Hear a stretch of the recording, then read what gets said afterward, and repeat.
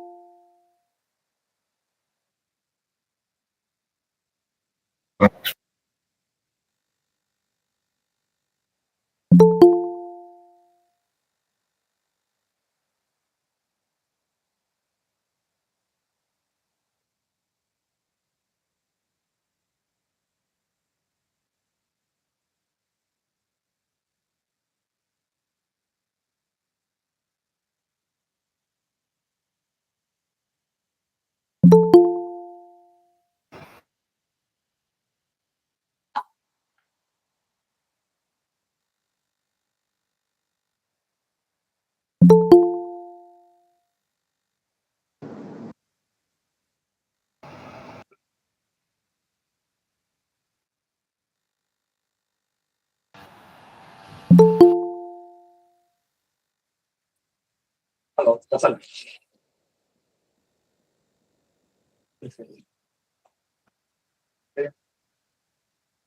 Hello, Prasanna.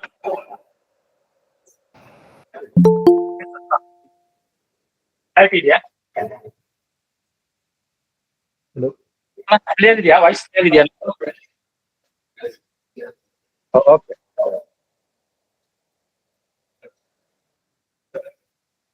Okay.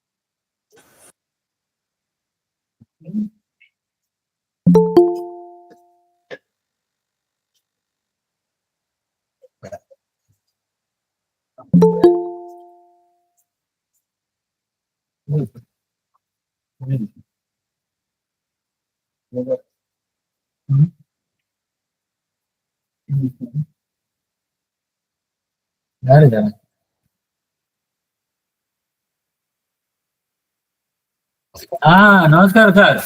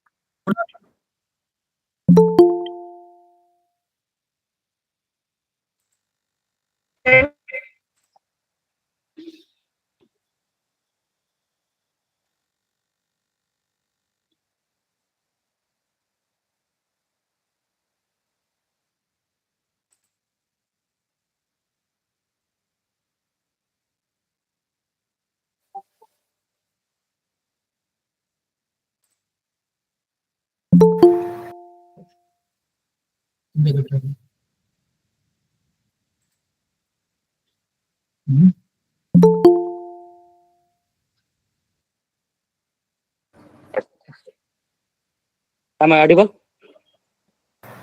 Yes, No. yes. Yeah. Okay ಎಲ್ಲರಿಗೂ ಶುಭ ಮಧ್ಯಾಹ್ನ. ಕರ್ನಾಟಕ ರಾಜ್ಯ ವಿಜ್ಞಾನ ಮತ್ತು ತಂತ್ರಜ್ಞಾನ ಮಂಡಳಿಯ ಸುವರ್ಣ ಮಹೋತ್ಸವದ ವರ್ಷಾಚರಣೆಯ ವಿಶೇಷ ವೆಬಿನಾರ್ ಸರಣಿ ಕಾರ್ಯಕ್ರಮಕ್ಕೆ ತಮಗೆಲ್ಲರಿಗೂ ಆದರದ ಸ್ವಾಗತ, ಸುಸ್ವಾಗತ. Very good afternoon to one and all. It's a great honor and a privilege to welcome you all to this momentous Golden Jubilee year celebration of Karnataka State Council for Science and Technology through the special year-long webinar series program and other science and technology activities.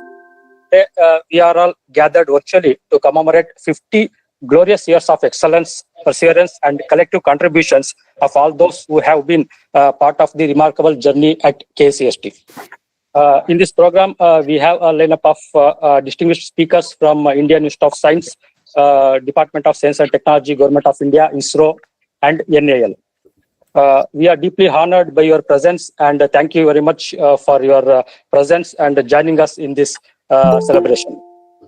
To begin with, now I would like to invite Dr. U.T. Vijay, Executive Secretary, KSCST, to deliver the opening remarks, welcome address, and overview of the program. Over to you, sir. Thank you, Mr. Nagaraj. Good afternoon to all of you, respected dignitaries and resource persons of this today's webinar. Professor Kaushal Verma, Dean, Indian Institute of Science, Professor Ashok M. Rachur, Professor, Department of Materials Engineering, Indian Institute of Science, Dr. Anita Agarwal, Head, SSTP Division, Department of Science and Technology, Government of India, Dr. Sankara Subramanian, Senior Scientist, URSC, ISRO, ISRO, Shri R. Venkatesh, Chief Scientist, NAL, CSR, National Aeronautics Laboratory, and dear principals, deans, faculty members, and various scientific officials across the state and across the country. My dear colleagues from various SNT councils across the country, my dear colleagues from various SNT organizations of Government of Karnataka, and my dear colleagues from KSCST as well as district NRMS centers across the state, and my dear students from various scientific and technological institutions across the state. On behalf of Karnataka State Council for Science and Technology, I extend warm welcome to the respected honorable dignitaries and all the officials, faculty members, students, my colleagues who have joined online to this webinar on emerging science, technology, and innovation ecosystems and its contribution to the overall development of the society, being organized by Karnataka State Council for Science and Technology to commemorate its Golden Jubilee year of its existence. As you all know that, next slide, Karnataka State Council for Science and Technology, one of the first SNT council to be set up in the country in 1975 and located at Indian Institute of Science campus, Bengaluru, with the vision of then Director Professor Satish Dhawan and Professor A.K. Reddy of Indian Institute of Science. Is registered as an autonomous organization under Department of Science and Technology, Government of Karnataka. Honorable Chief Minister of State is the President of our Council. Honorable Minister of Science and Technology, Government of Karnataka is Vice President, and the Director, Indian Institute of Science, is the Chairman of Executive Committee of KSCST and also one of the Vice President of our Council. Council will be having 45 members representing different ministers and different secretaries of various departments of Government of Karnataka, along with various R&D and academic institutions across the state, 45 members. And again, Executive Committee, which is the policy decision taking body of Council, it is being headed by Director of IAC. It is a very unique in the country.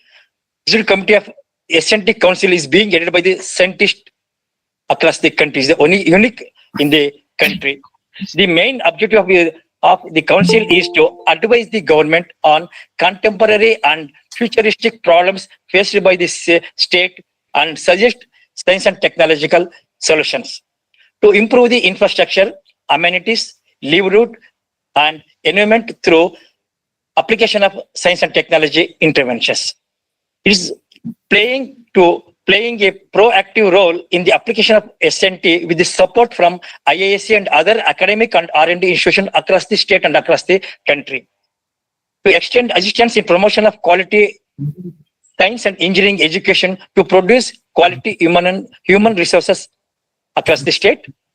And very importantly, to address the local specific problems using science, technology, and innovation under various sectors, especially water, conservation, energy, environment, agriculture, education, housing, geo-ICT, intellectual property rights, etc. for sustainable development of the state.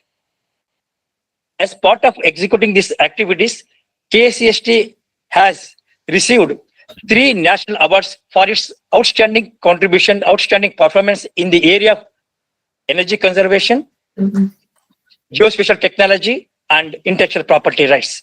Next slide.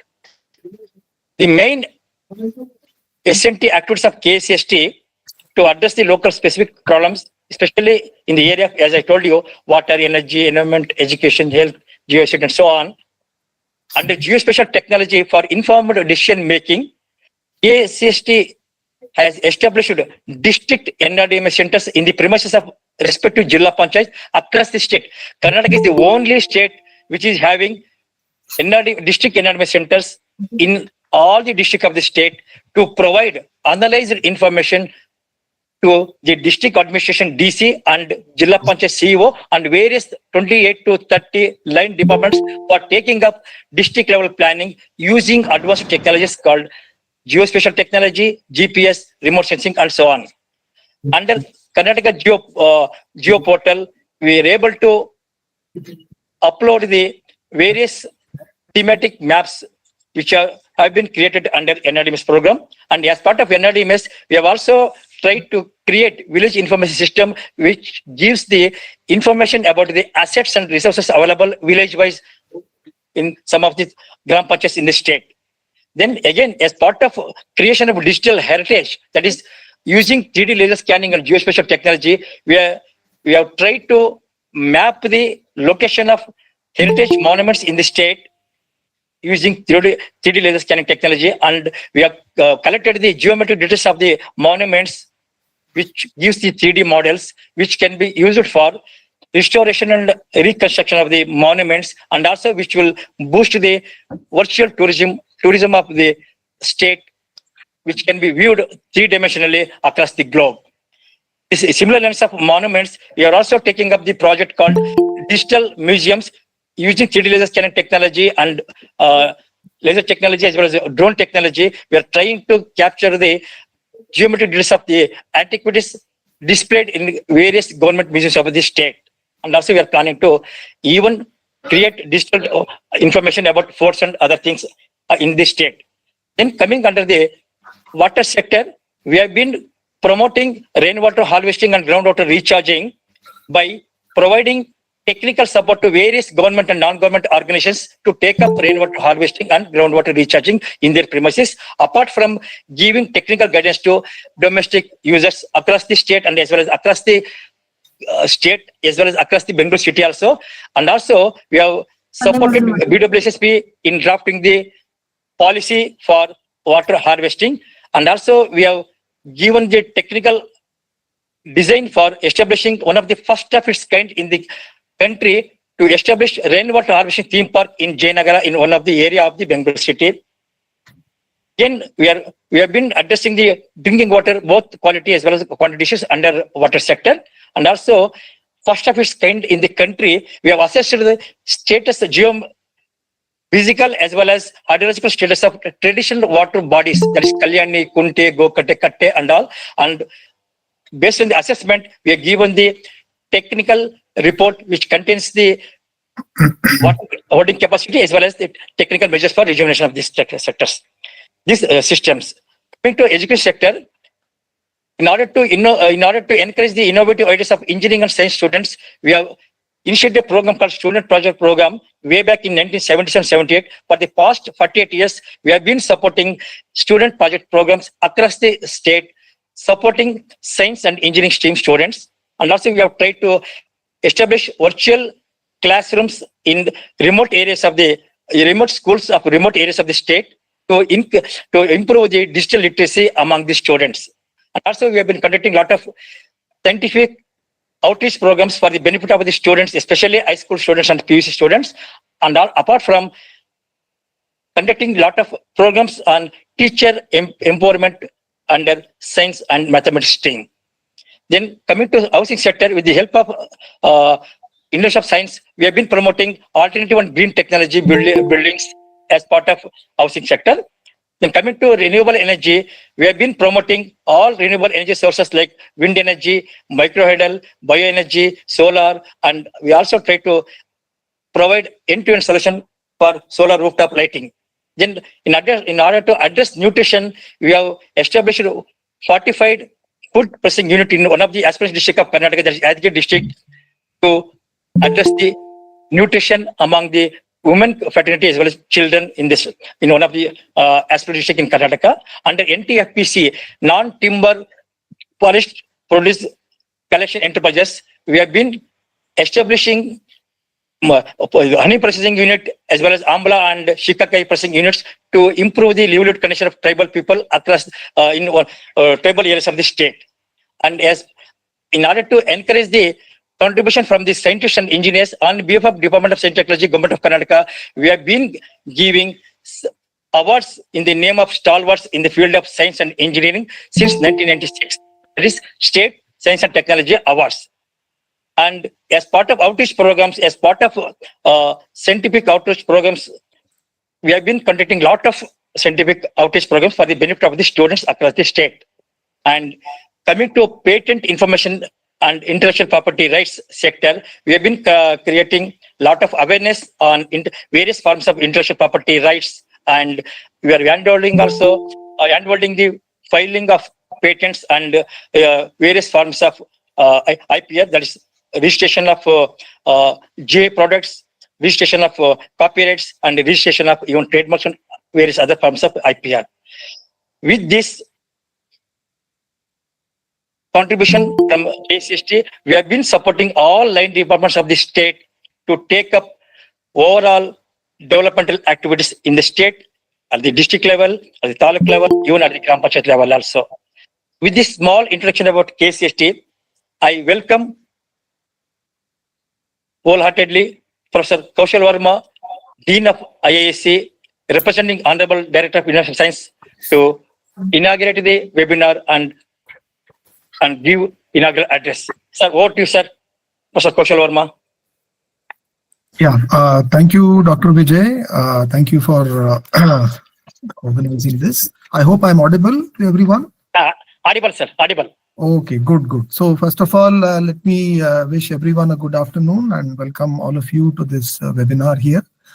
I would like to begin by congratulating the Karnataka State Council for Science and Technology as you celebrate the Golden Jubilee. This is a milestone event in any organization, and my good wishes to all of you. I would like to specially thank the entire team at KSCST, in particular Dr. Vijay and Professor Raichur for this kind invitation to participate on behalf of the director here. So coming to the webinar, the topic of the webinar here, I think it is very timely of KSCST to organize this virtual interaction on this topic here. If you look at the three words, science, technology, and innovation, these are, in my opinion, very important key cornerstones in the development of any society. That is how a nation develops. And IAC has, opened up several channels to enable its faculty, students, and the entire administrative team to contribute to such initiatives, not only locally but at a larger level. So what I would like to do is to, take the next few minutes to describe some of our efforts in this direction.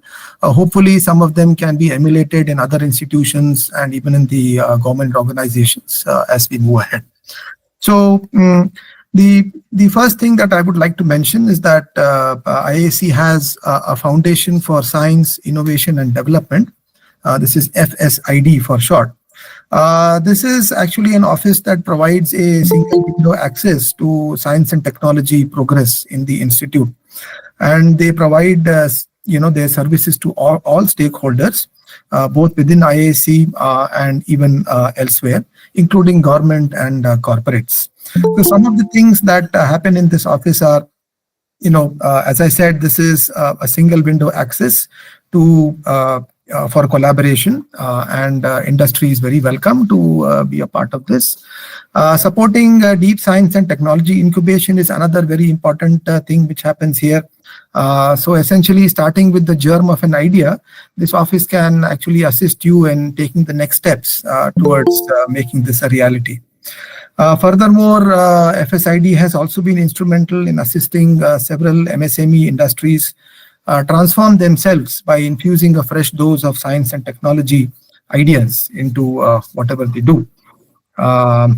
In addition, we have programs on targeted research and innovation, and I would like to mention some special programs that have been recently conducted on agriculture and allied areas here. Furthermore, FSID also helps in incubation of projects of national importance.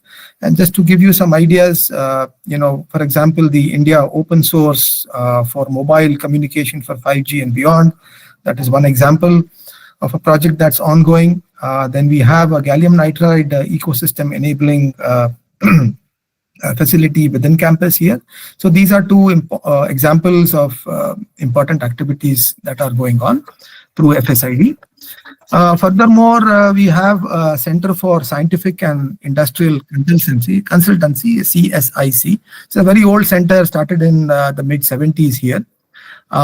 It actually enables, again, tie-ups with industry, research, testing, and training. And again, to give you some idea of what happens, there are projects that have been successfully conducted in the areas of power electronics, optical coating technology, composite materials, water research, and so on. Next, we have, an office for intellectual property and technology licensing. This office actually provides, complete end-to-end support for those who are interested in filing patents. So, there are staff members who will take you through the various steps, explain what needs to be done, and take care of all these things. We have, again, a very old center for continuing education. This actually provides short-term upskilling courses in topical areas that could be of interest. So the courses can vary from 2-day durations to even 2-month durations at times, and they are open for everybody across the nation. And these are actually meant for both the specialist as well as the non-specialist. And we've had very good response. A lot of faculty members have actually come forward to offer very interesting courses. Then realizing that securing extramural funding is very important. It actually adds to the inherent strength of a research institution like IAC. We have set up an Office of Research Grants, which actually provides support and services for effective administration of all sponsored projects.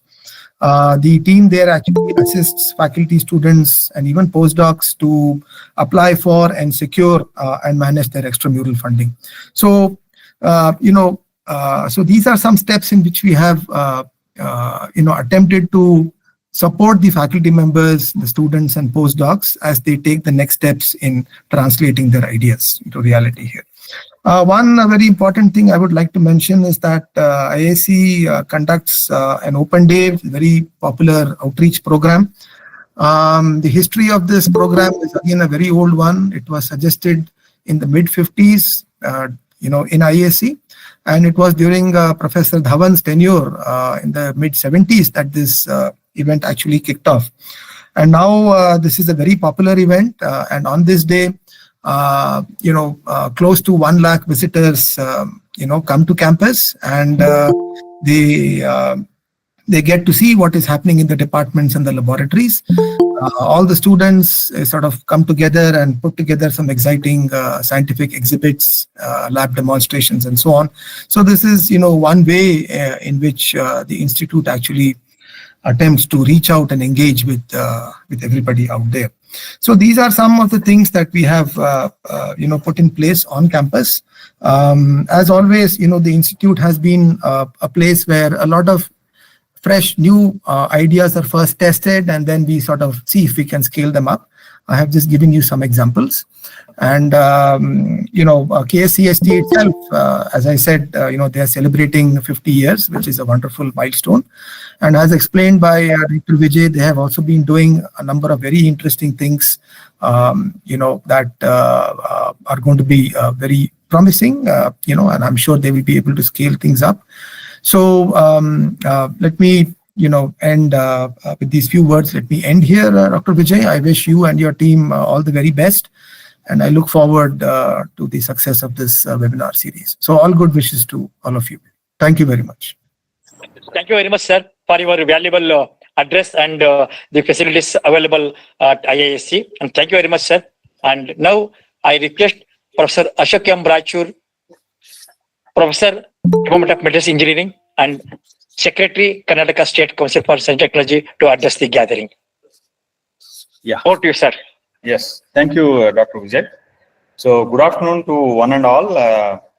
Let me once again welcome Professor Kaushal Verma, Dr. Anita Agarwal, Dr. Shankar Subramanian, and Dr. R. Venkatesh, to this kickoff meeting of our 50th anniversary celebrations. And already Dr. Vijay has introduced the work that goes on in KSCST, and I would also like to thank Professor Kaushal Verma for having attending this meeting and also giving a brief overview of the activities that are being done in IISc. So KSCST also derives its strength from IISc. We also leverage on the expertise that IISc has in various areas, especially in the engineering aspects, where we involve experts to help us solve some of the problems, technological problems that are there around the state. To add to that, we also do a lot of work at the district level, where we have our staff at in the NRDMS centers in the Jilla Panchayat. They are stationed in the Jilla Panchayats, and they help us not only the KSCST, but they also help the state, and the nation to run many important programs using our NRDMS GIS portals and things like that. And not only NRDMS, but I don't know if Dr. Vijay mentioned that we also have a large program now running on digital heritage, where we are trying to produce or document all the heritage of Karnataka, that is our temples or the monuments, then the museums, and then all the architecture that is there within that through laser scanning, 3D laser scanning, and we try to produce virtual images kind of thing, and which are then stored onto the on a certain website, and we will be able to access these. This is something. This is not only helps in preserving the stuff, the information, but also it helps people from far and away to access some of these, and to actually see, what is there within our state. So this is an important activity that has been going on over the past 3 years, and this is being headed by Dr. Vijay actually. Then, along with that, we not only work with the engineering colleges, but we are also working with schools and even at the pre-university level.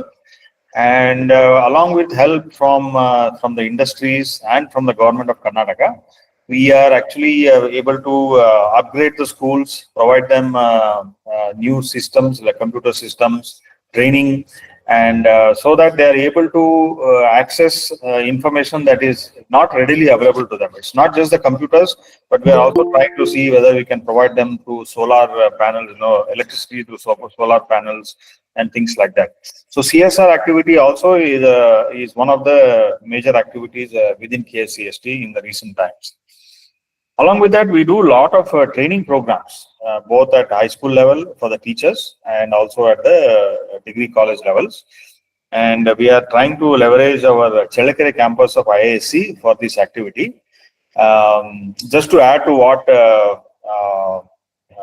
Professor Kaushal Verma said, we also have the Chellakere campus where we have a large talent development center, TDC as we call it. And we leverage it. We use those the facilities there to train and upgrade skills of teachers from not only from Karnataka but all over India. So KSCST is also trying to make use of that facility. So with these things, I feel, and just to go back to a little bit of history, when KSCST was started, it was actually started to take the some of the technologies that were developed in that time, let's say in the mid-70s, which had to do with, in Kannada we say ole. Ole means actually the stove. So Astra Ole as it was called, and some other technologies, to take them to the field and to the villages, this KSCST was brought in, and that is how it was born. So since then we have been transferring or trying to educate people and then transfer the technologies to various parts of the state, and it has been quite a success story. And most recently, we have launched a couple of other programs where we are trying to train and help tribal people to take their products to the market. This includes honey, amla, and shikakai. These are the three main products that we are targeting. We are in fact helping them through the government of Karnataka. We are helping them set up honey plants where we actually do the extraction and then the packaging and other things. And similarly with the other two products. And the other aspect is in IISc, we have developed a technology. Our colleague, Professor Sai Siva Gorti, he has developed a technology for detecting sickle cell anemia. He has an equipment. And using that and through funding from CSR funding from Indian Oil Corporation, we are able to, we have set up a large program in the tribal areas of Karnataka where we try to educate the tribal people about this disease. We try to train them. We try to bring them forward so that they participate in the testing and evaluation, and hopefully in the treatment of the disease itself, sickle cell anemia. So these are some major initiatives that we have been taken in the last few years. And as we move forward, celebrating 50 years and so on, and and move into the 51st year. So we are planning many activities, and we hope that some of these will have beneficial effects in promoting science and technology, not only changing the lives of people, but also providing them an opportunity to participate and in the growth of the state and also of the nation in general. So with that few words, I think I will end my my talk here. I once again wish all my colleagues at KSCST I have been associated only for 5 years, but many of my colleagues, senior colleagues, were there in the in KSCST, and those who have retired over the years. They have played a very significant role in running this council. They have contributed enormously. And on this day, I think we should remember all of them, their contributions, and thank them for their services also, the former secretaries, executive secretaries, and all the former members of the council and the current members. I wish to take this opportunity to thank all of them. So with that few words, thank you very much. And I pass it on back to Dr. Vijay. Thank you, sir. Thank you for your inspirational words about KSST activities and KSST officials and the various other facilities available in IAC as well as KSST. As you said, KSST over the past 50 years has done a lot of support, lot of activities in order to support the line demands of the government of Karnataka. And also we have planned other SNT activities apart from these webinars, workshops, seminars, and various SNT activities to address the local specific programs, specific issues of this state. So once again, thank you very much, sir. Now I request Dr. Anita Agarwal, who is heading SSTP division of DST, Government of India, Department of Science and Technology, Government of India, to say a few words and facilities and opportunities available under Department of Science and Technology, Government of India. Over to Dr. Anita. Dr. Anita?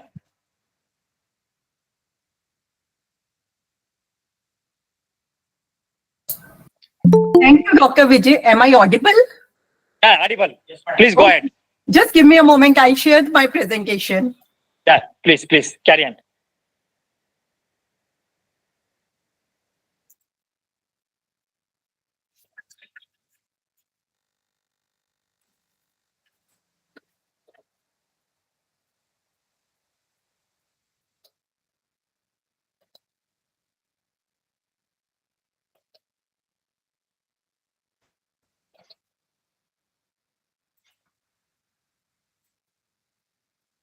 Is it visible? Yeah. Yes, madam. Starting. Yeah, now it's starting. Yes, madam. Yeah, please make it full screen. Press F5 or F5. no. Oh, F5.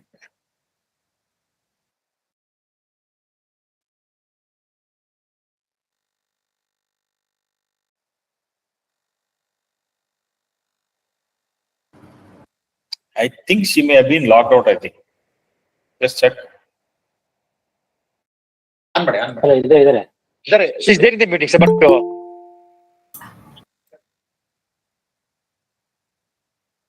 I'm calling her.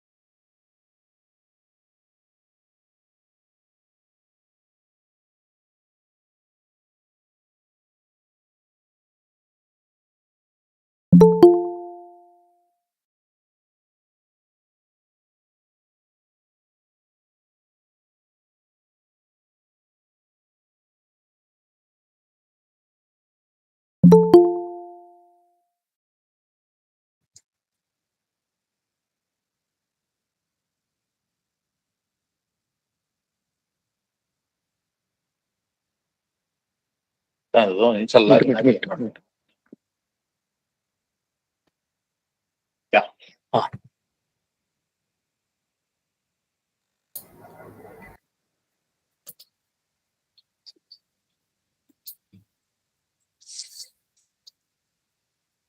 I think there is some problem. I'm not able to share the screen.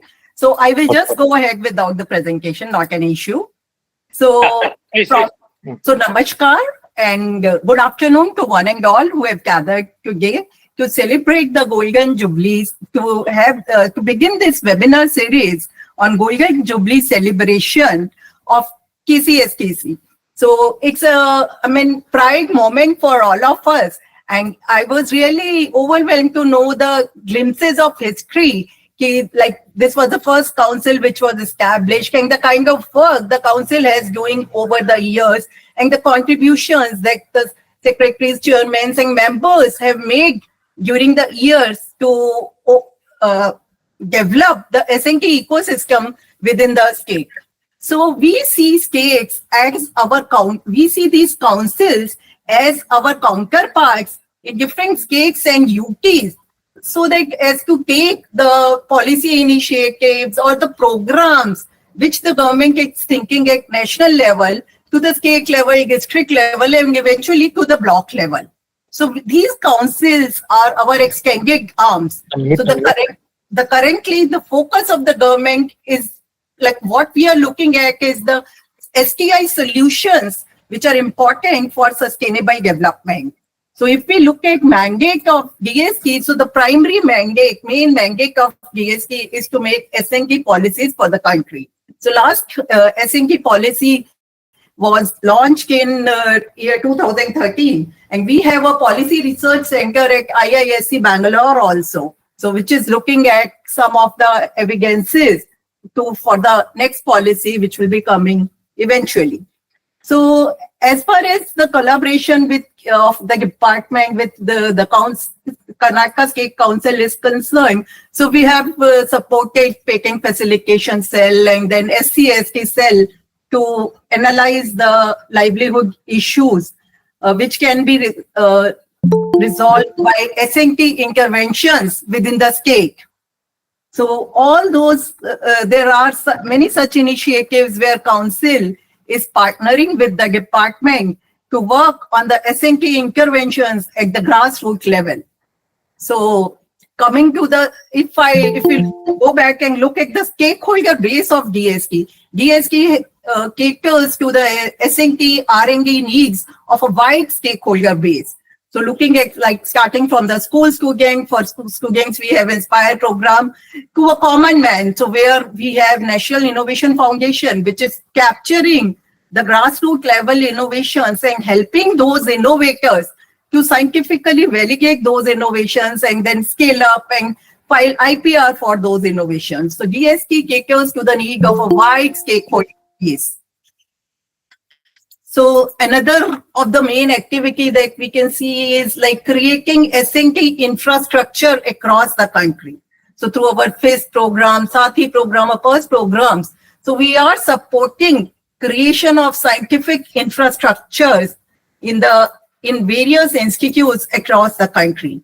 So earlier, like we had three major umbrella schemes within the DST. So one was looking at R&D, the other was looking at SNT institutional and human capacity building.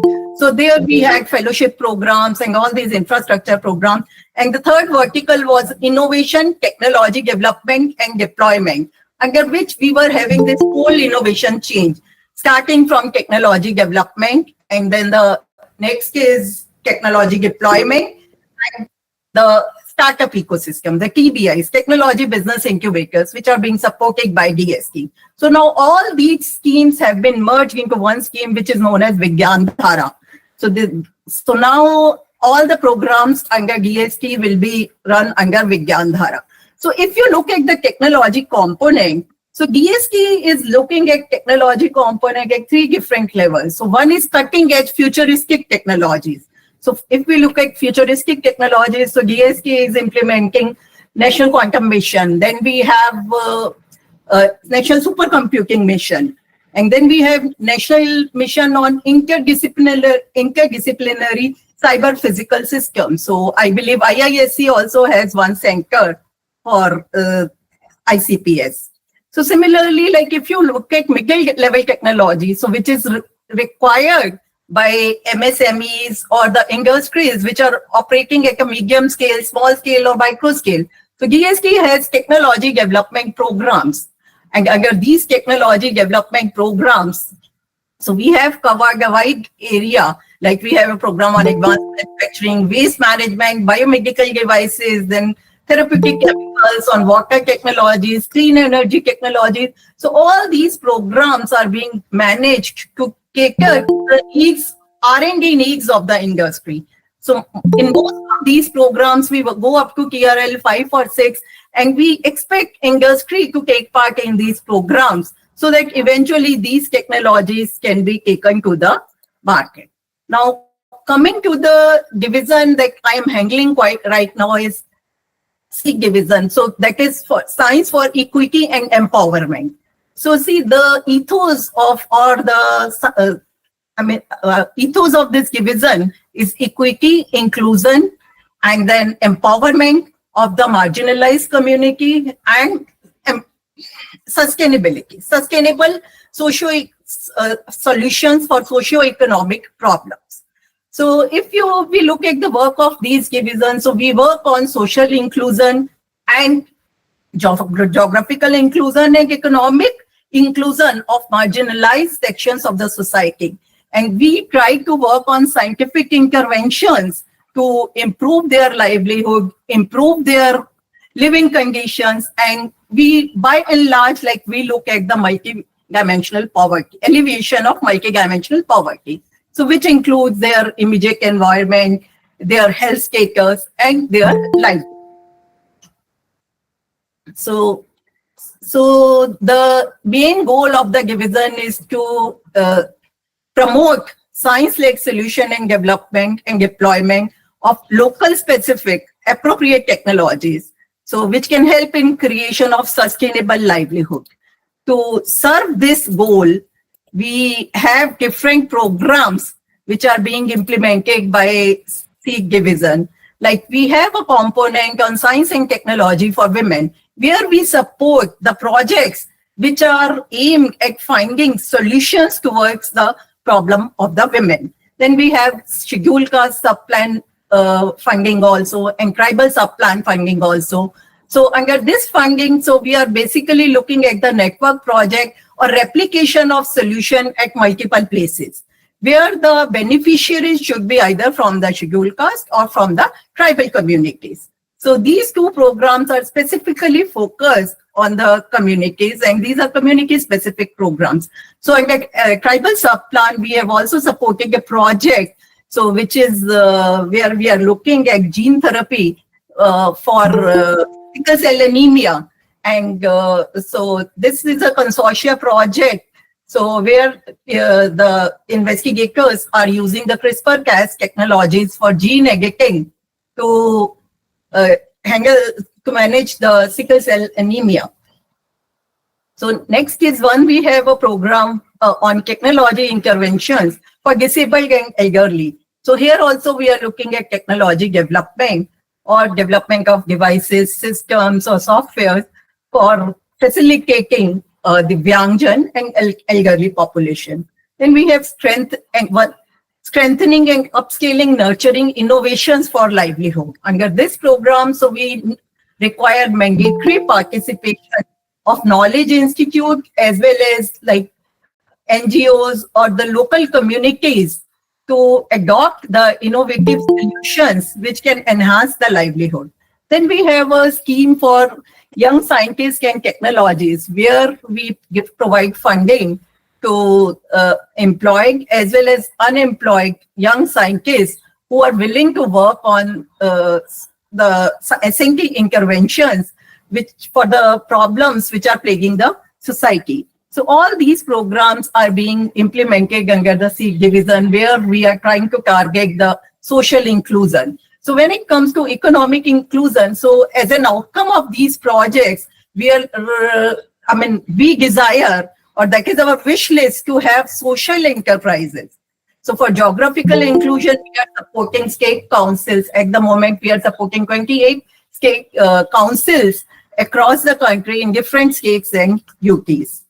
So this is a glimpse of the some of the activities which we are doing at societal level. So here, I mean, we may not be looking at very high cutting edge technology or the technology which is required by the industry, but we are looking at the technology which can be adopted at the community level, which can be adopted by the society.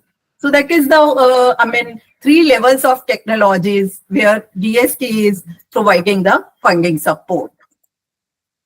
So, I mean, when we talk about these programs, so these programs have a like wider outreach and they are spread across the country. So we have a good spread across the country and our presence is there in different locations, like starting from Ladakh, or you can say Andaman Nicobar Island, Lakshadweep. So the presence of these investigators and these projects is across the country. So the challenge that we face from GST side is replication. So once we fund these projects, they may be replicated for maybe a group of 100 beneficiaries or 50 beneficiaries. At this moment, we expect our state councils, which are our executive arms in the state, to come forward and see how many of such solutions which are showing some kind of efficacy or some good output can be replicated with the help of state governments and which can reach to a wider community members and which can really bring some tangible impact on the society. So this is our expectation from the state council, and I believe so these council will eventually be engaged in the work that GST is doing at the grassroots level, and they will also convince the state government, different departments of the state government, to replicate these solutions which are giving the desirable results. So when we look at our societal projects, so R&D intervention for the benefit of the society, so it's very important for the investigators to know, see what will be our expectations from the project, or what are the factors for impact assessment. So first of all, like first indicator that we look at is improvement in livelihood. So what is the kind of improvement, say if the income or baseline income of the society is at a certain level, with your intervention, how much that income is improving, and then improvement in health, nutrition, and sanitation. And in all these interventions, we expect the involvement of community. The involvement of community is very important, and we should understand their traditional knowledge systems also. So maintaining the essence of the community, these SNT, the communities have to be sensitized to adopt these SNT solutions. So we are not looking for solution which is not acceptable to the community. And then how to generate entrepreneurship and employment. Say, for example, Karnataka Council is also working on NTFPs, non-timber forest produce. So how do we, enhance the income? So yesterday I was discussing with a fellow colleague, and they said, like, if we can characterize the honey, whether it is coming from a particular plant, say from the Arjuna tree, so it can fetch us around 20-fold more value. So if the councils can establish such centers which can characterize the quality of the food products or any product which is being coming from these collectors who are going to the tribal population who is going to remote forest to collect the forest produce. So if we can characterize and do the quality characterization of those products, so I think it can really give a lot of impetus to the enhancement as in terms of economic activity, which is like concentrating around those products. And then promoting grassroots women in SNT. So this is another gender indicator for us, how many women are participating in any of this beneficiary-oriented program, and then integrating indigenous technical knowledge. So that is also very important for us, whatever indigenous technical knowledge is there with the community. So we have to support that, and we have to enhance that with the modern tools and techniques. So these are the few factors which we look at when we are supporting the societal projects. So I believe I have covered most of the points as far as the C division is concerned. So like if we look at our innovation rank, so in just 4 or 5 years, so we have jumped from 81 to 39 at the moment. So economic activity, economic status, or S&T supremacy or innovation, if we look at, so I think we have done a considerable job. But what worries us is a stagnant human development index. So when we look at the stagnant index, so it is the onus on scientific community now, because they are more advanced in thinking how to reduce, how to work on that, how to have this inclusive development where we also look at the problems of marginalized society, marginalized sections of the society, and how do we enhance their living condition, their quality of life, so that at least we can we can rise in this human development index also. So it is very important for the inclusive growth and development of the country. So we should, the S&T community should think on reducing inequalities, creation of equitable and inclusive growth, and the creation of sustainable livelihood for the marginalized section of the society. So we have to deeply think what role S&T community and S&T has to play in addressing all these issues. With these few words, I will again wish Karnataka Council very successful year ahead, and this webinar series, I believe everybody will get benefit out of it.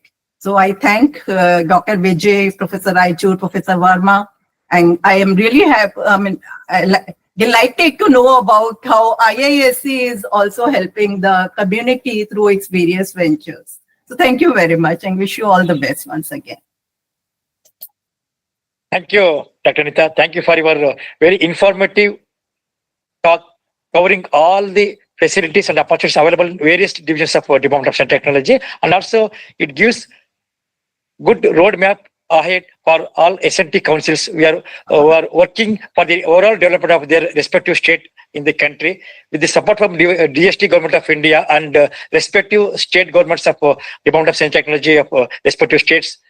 Definitely, all state councils are working hard for overall development of their respective states. Thank you very much. Thank you very much for your I will be very happy to take those questions. Yeah, thank you. Thank you very much. Thank you for accepting our invitation and giving overall overview of various divisions of DST Government of India. Thank you very much. Now, I request Dr. Sankara Subramanian, Senior Scientist from URSC, ISRO, to deliver talk on various options, opportunities, and facilities available in ISRO. Over to Dr. Sankara Subramanian. Yeah, good afternoon, sir. I hope I'm audible. Good afternoon. Yeah, thank you. Yes, sir. Once again, thank you very much for accepting our invitation, and thank you very much for delivering your talk. Please go ahead. Thank you, sir. Yeah. So first of all, let me thank the Karnataka State Council for Science and Technology for providing this opportunity to give us a glimpse of what ISRO's science, technology, and innovation capabilities and what facilities is available. And let me thank Dr. Vijay, Dr. Raichur, as well as the Dean of IISc, and also wish in joining others for the 50th Golden Jubilee for KSCST. I just want to start with this statement that Aryabhatta, which is one of our first scientific missions from ISRO, was also launched in 1975. So we are also celebrating 50 years of Aryabhatta. I will cover some aspects of it at the end of my talk about our progress from Aryabhatta to Aditya from the space point of view. And as many of you know, space research is an area has a lot of challenges, and that also gives a lot of opportunities We all know that science and technology has to go hand in hand for any area to progress in the future directions. And of course, innovation is the word for fusing the science and technology and taking us to the next level of both from the community growth within the country, as well as the science growth, as well as the technology growth for our future world. We all know that what is our mission, what is our vision and mission of ISRO. I mean, this is most of the slides. What I'm going to talk about is already available in the ISRO's webpage. So anybody who's interested to know more details about it, definitely it is available for them to look through it. So ISRO's visions are harness, sustain, and augment space technology for the national development, while pursuing space science research and planetary exploration. So, though we started off with a moderate goal of serving our own country, especially for our own national people, and over the time, once we master the technology and the science of launch vehicles as well as the satellite operations, currently we are getting into the space science research and the planetary explorations. And you all know that I think the future programs of ISRO is going to tap most of the technology towards the space explorations, not only for scientific research, but also for the human growth and as well as understanding of the of our own universe or the cosmos. The mission point of view to achieve this vision is to design and develop of launch vehicles. Of course, for us to go to space, we need to have the required launch vehicles and the related technology. And design and development of satellites and related technologies. For us to stay in space for a reasonable amount of time and also conduct the required experiments, you need to have satellite technologies for us to enable the applications. And there are various applications which we cater to. A few of them is listed here: space communications, remote sensing, navigation, and societal applications. And from the generic application point of view, from the science research point of view, we do a lot of R&D in space science and planetary explorations. Of course, when I talk about application science and globalization, these are all not ISRO alone is doing. We also handshake with many of the institutes and universities within the country to enable for us to progress to the next level of understanding. So, all these areas for us to grow in the future, STI is essential in all the launch vehicle domains, satellites, its applications, science, and also globalization. This is a kind of a slide which tells us the growth of how the launch vehicles of ISRO grew from the SLV-3 to the advanced satellite launch vehicle to the small satellite launch vehicle to PSLV, GSLV, and now LVM-3 and the human-rated launch vehicle for our Gaganyaan mission, which is currently under development. So I'll just go through each one of them just to give you a glimpse of how the capabilities over the years have grown from a modest beginning to the current challenging environment.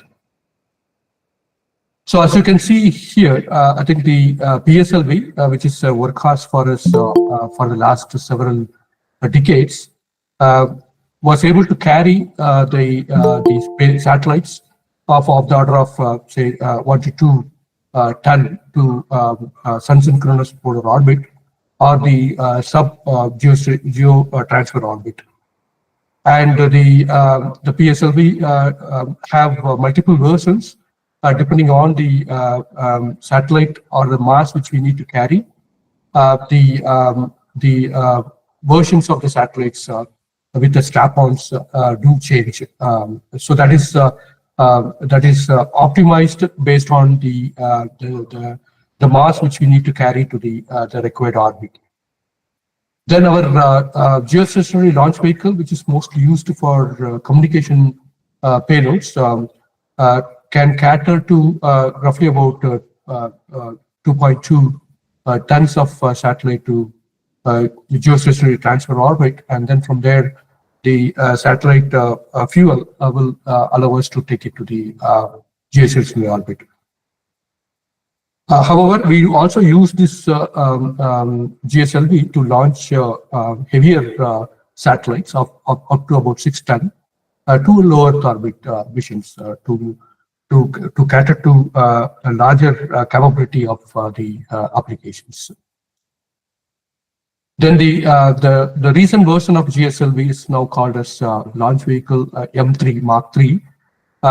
Can carry up to 4 tons to geostationary geotransfer orbit and up to 8 tons to the low Earth orbit. And we also have recently mastered this small satellite launch vehicle. This is mostly used for on-demand access because this can be put together very fast and can cater to many of these small payload operations. You don't have to wait for sending some space experiments, which is not of very high mass. So this can carry 500 kg to 500 kilometer orbit and can cater to many of these our R&D applications in a quick turnaround time. Then, as you all know, that we are gearing up for our human space program, which is the Gaganyaan mission, which the LVM-3 will cater to. However, we have to upgrade this LVM-3 to human-rated specifically for the safety aspects of it, as well as the comfort level for the human while they traverse in the space. So this activity is currently going on, and we also have this return of this launch vehicle RLV tech demo versions, which is also being tested now for us to take it to the next level of our experiments. Here are some examples of what we have been doing with the LVM-3, especially for the human-rated test capabilities. So we do have cryostage engine qualification test facilities, and we do have this liquid stage engine qualification test facilities, and we do have these solid boosters static test facilities, and these are all the test facilities to test the engines and its stability as well as its robustness for us to use it in the LVM-3 system. And apart from this, the capability of this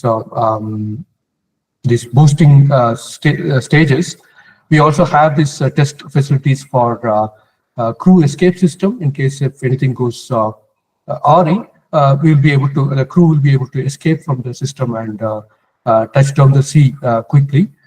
So we do have certain test systems under development for us to do this test on ground and ensure that everything is in place for us to keep ready for our future program.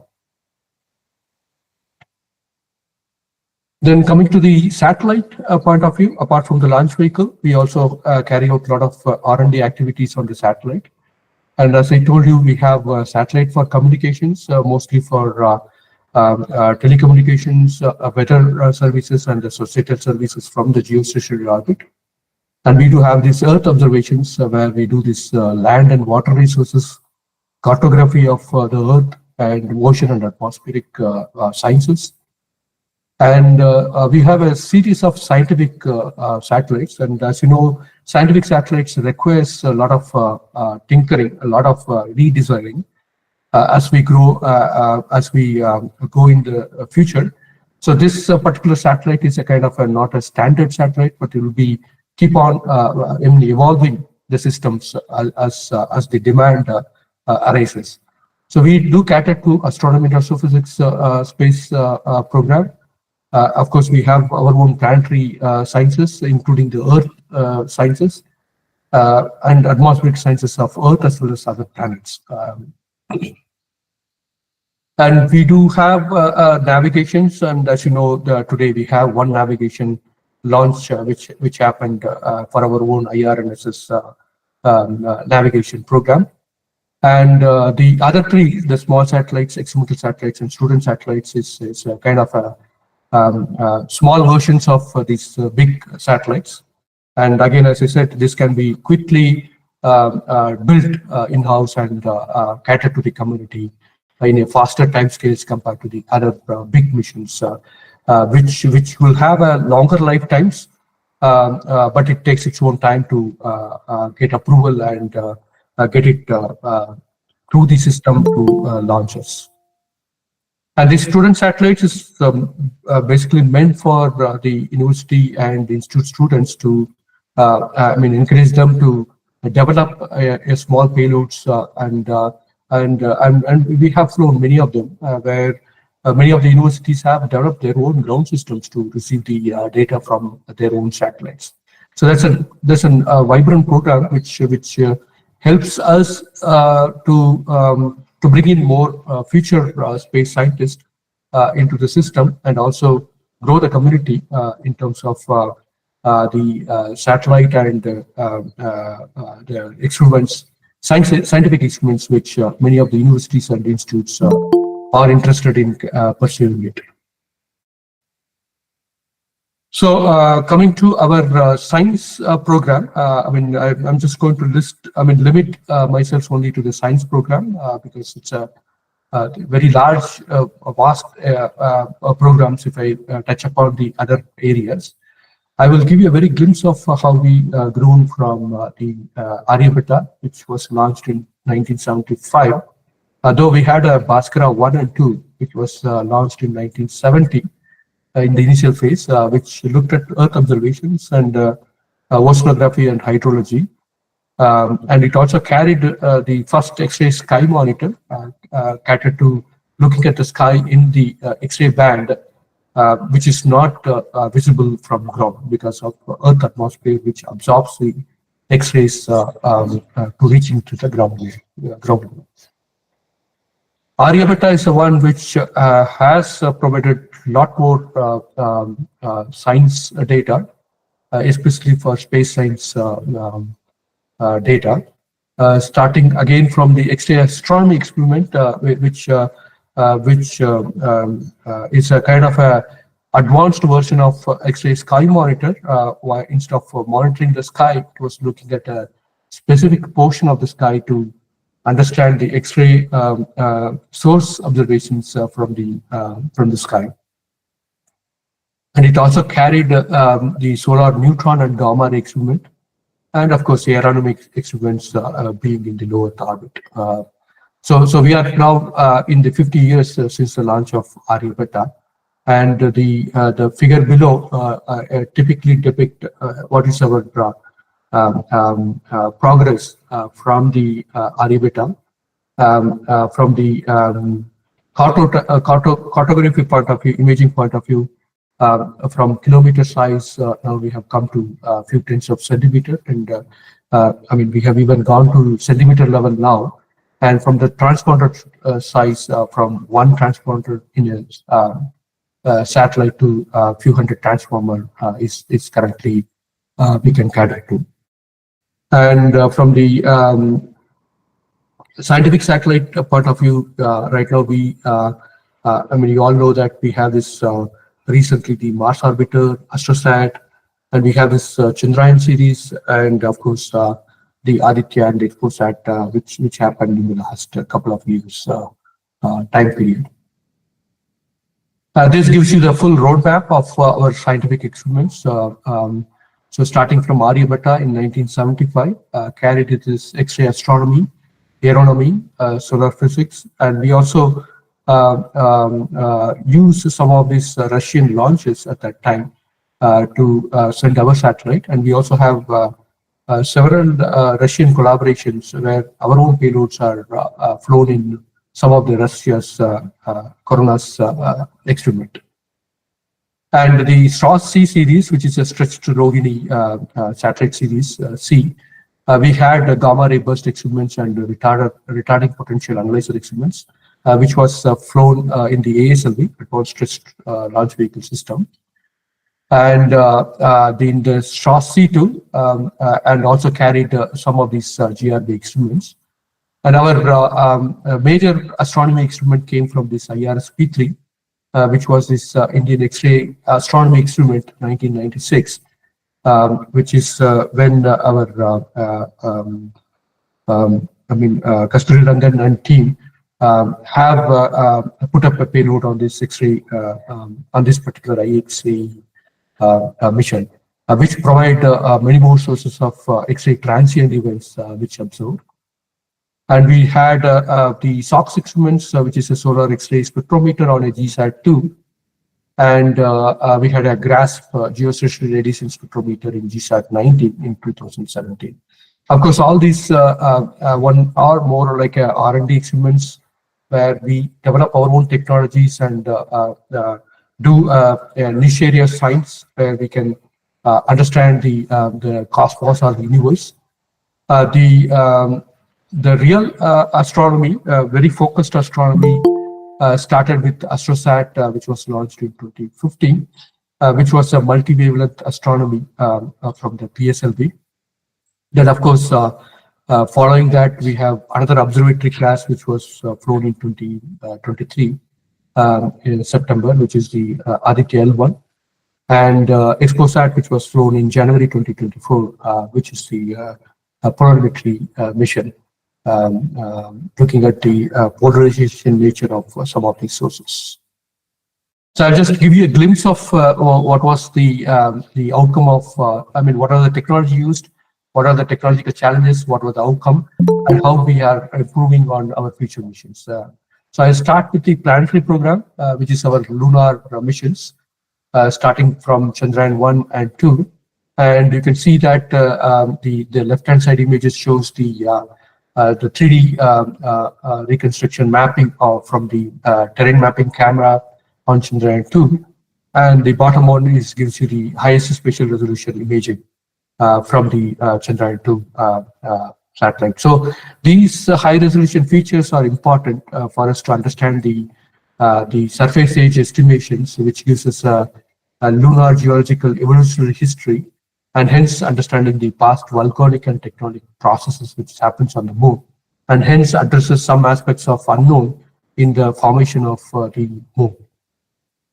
And the top two images shows our capability to do radar imaging, which is the polarized radar imaging of the North Pole, and the L-band, the full polarimetry DFSAR data, again from Chandrayaan 2 mission. So the radar imaging capability has been mastered by ISRO now, and currently we are also in collaboration with NASA for our NISAR missions, a joint mission where we are providing one set of SAR, and NASA is providing one set of SAR to look at the Earth in a very high spatial resolution. Then, so the Chandrayaan 1 and 2 is mostly the imaging as well as the radar capability, and we also know how to travel to moon and get captured by the moon for the orbiter. Of course, Chandrayaan 2, we had attempted a landing attempt was carried out, which was unsuccessful. But immediately we took up the challenge, and the Chandrayaan 3 successfully had a landing and roving experiments, which was well received by the whole Indian community, and which also have provided a lot of valid informations on the landing site of the moon. So these are the instruments which were carried, mostly looking at the lunar regolith, and we have a retroreflector from NASA, which is available in the landing site, and the Langmuir probe, which looks at the ambient electron density. This is basically to understand the escape mechanisms of the lunar thin atmosphere, and there is also a seismicity instrument to look at the lunar seismic measurements. And on the rover, we had the LIPS, which is a local laser-induced breakdown spectroscopy to study the compositions of the regions what is studied. And also we have this alpha particle X-ray spectrometer to look at the mineralogy or the compositions in the region. And we also had an experimental payload on propulsion module. This is a spectrophotometry of habitable planet Earth. This is to keep in mind our future exoplanetary explorations.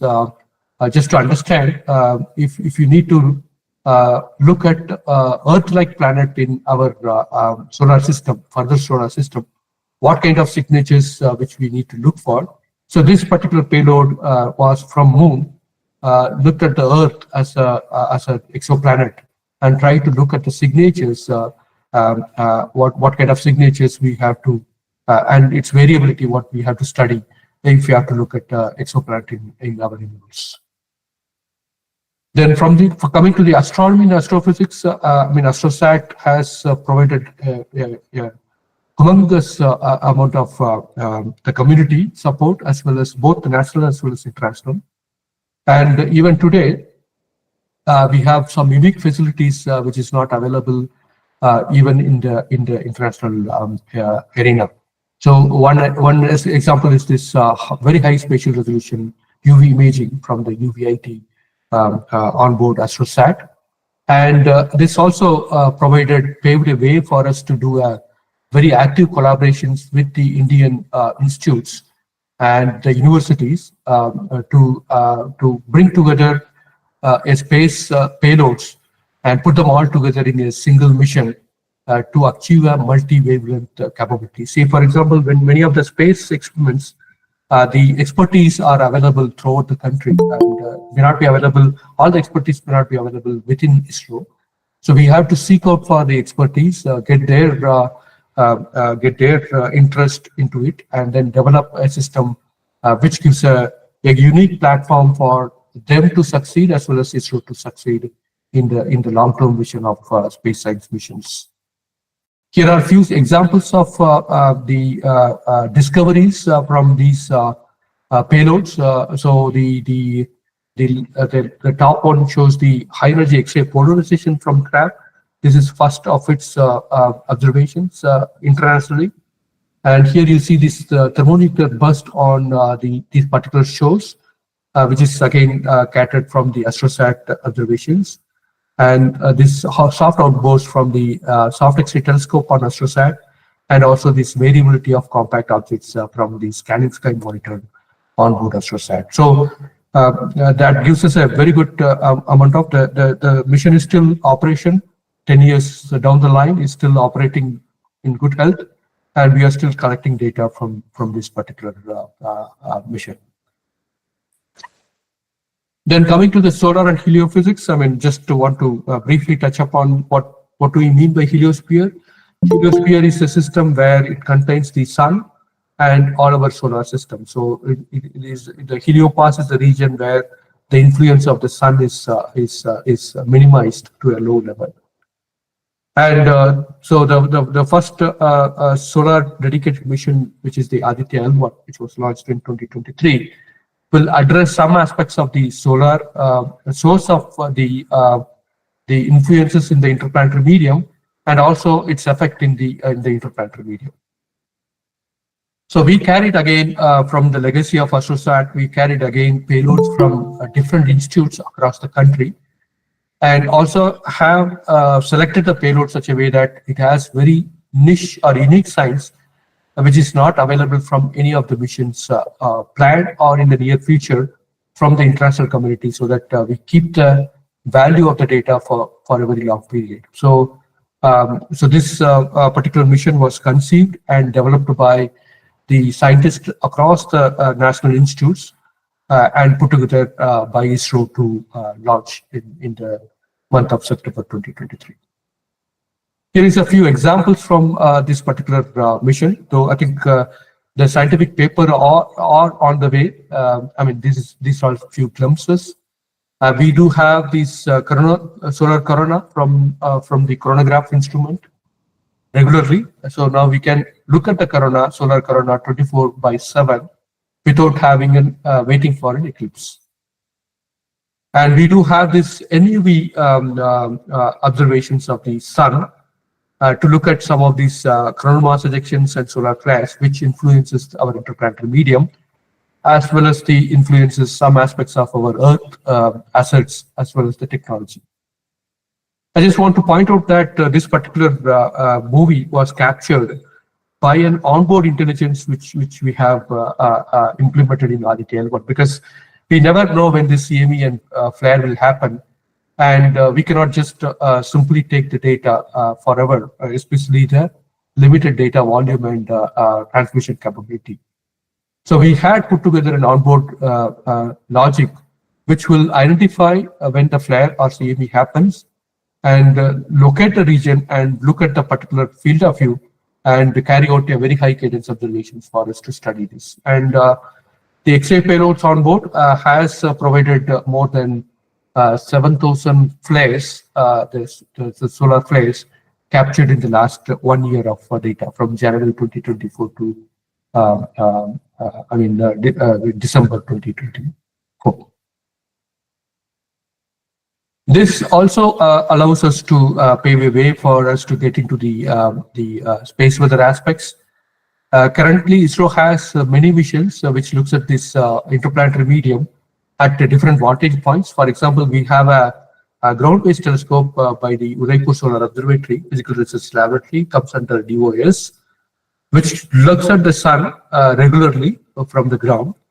And we have an Aditya L1, which is somewhere between Sun and Earth, almost 1% the distance from the Sun and Earth. We have missions like Chandrayaan-2 orbiting around the Moon, and we have missions which is orbiting around the Earth. So we have instruments which looks at the interplanetary disturbances all the way from the source regions, which is the Sun, and all the way down to the exposat. So this is one classic example of what we have seen in the May 11th, 2024 event. Sorry for the year, which is captured by the X-ray payload, which looks at the solar flares, and the captured by the in situ payloads, the particle dynamics, as well as the magnetic field dynamics as a function of time, and the X-ray payloads. I mean the payloads, particle payloads in the exposat. So for this particular mission, especially for Aditya L1, this gives a kind of a starting of our space weather type of studies in the future. And some of the new techniques which we have developed or implemented is very highly polished mirrors. These kind of mirrors can be used for the LIGO type of instruments, the laser interferometric type of instruments. Can be used when these mirrors can be used for because this gives you a very low scattering scattered light when you do interferometric missions. And we have developed this onboard intelligence. The data compression is tested on board, and we also have a high throughput systems which has been tested for this particular mission. And we also now, as you know, one of the mandate for ISRO is to tie along with industries and students and academia. We have many programs. I've just listed out a few of them. We do have R&D as a response program for universities and institutes to play a major role in our R&D element, which will fructify to a space payload or space experiments. And we also have space technology cells for IITs and IAC. And we do have a regular training and outreach program for our industries, professionals, government officials, teachers, and students. And all these informations are available in the ISRO website I have given. We do have an open day conducted on the National Science Day. And we do have online training program, and recently I think there is a program called START, which have been running successfully in the last 3 years. It's an online training program linking to the space science and technology. And for the students, I mean, we have a huge internship programs in all ISRO centers. I mean, they engage students up to 45 days where they can come and work with us to understand what we do and what kind of research we do. And we also have an industry. So whatever technologies we develop right now, and master it, we would want to translate or give it to industries to do a mass production. So for us to sustain our R&D program within ISRO, many of the regular activities what we do for the regular missions, the operational missions, many of these technologies are ready to be transferred to industries. We do have very active industry collaborations, industry transfer mechanisms where the identified technologies are transferred to the industries for them to take it up for the future. And finally, but not the least, we do have a very good ground segment. I mean, as we observe from satellite, we also have to have communications between the satellite and the ground, and also have to download the data from the satellite to ground for us to process it. We do have, for the science experiments, we do have this Indian Space Science Data Center at Bailalu in Bangalore, which receives this data and does all the processing and also disseminate the data to the scientific community as well as the regular community for them to utilize this particular data for their own science. So with 50 plus years of experience, ISRO has developed many new technologies for launch vehicles, launching capabilities, satellite systems, experiments, mission management, and ground system. ISRO is also now gearing up for many of these technologies to transfer to industry and focus ourselves more on the R&D elements of space segments in close collaborations with academia and industry. So hence, it's the right time to venture into new arena in space by utilizing the ecosystem for STI, which is available. And of course, more important is it is encouraged by all the stakeholders. So this is the right opportunity for us to get into it. And once again, I thank the KSCST for giving me this opportunity and all the best wishes for them in their future endeavor. Thank you. Thank you very much, sir. On behalf of Karnataka State Council for Science and Technology, we thank you for your insightful presentation and also highlighting the progress in science, space science and technology at ISRO, and also what are all the opportunities and facilities available at ISRO as well. Once again, thank you very much, sir. Thank you. Next, it's my privilege to invite Professor Dr. R. Venkatesh, Chief Scientist and Head PBMB National Aeronautics Laboratory.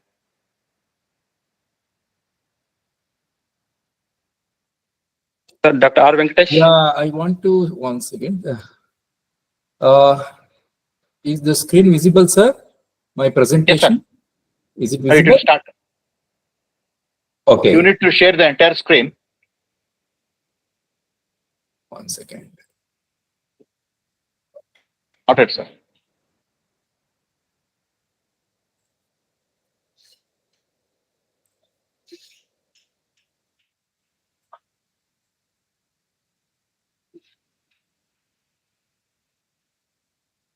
Yeah, it's starting.